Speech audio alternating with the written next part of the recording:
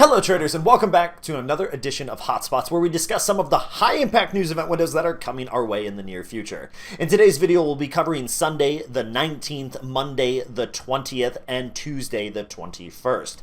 As we dive into things, Sunday has a whole lot of nothing. We work our way into Monday the 20th, where we'll see two bank holidays. We have one in Canada for Family Day and one in the US for President's Day. So two bank holidays going on Monday.